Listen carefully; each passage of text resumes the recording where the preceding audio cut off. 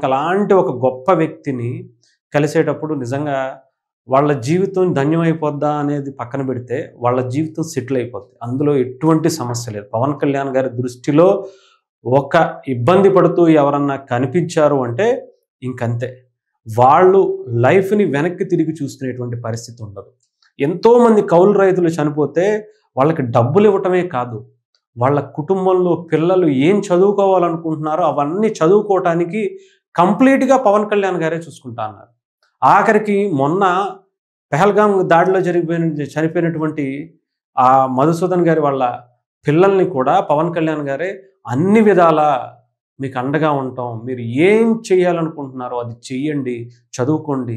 మా బాధ్యత మొత్తం నాది అని చెప్పి చెప్పుకుంటం జరిగింది. అంటే పవన్ కళ్యాణ్ గారు ఎంత బలమైనటువంటి ధైర్యాన్ని వాళ్ళకిస్తారనేది ఆలోచించండి.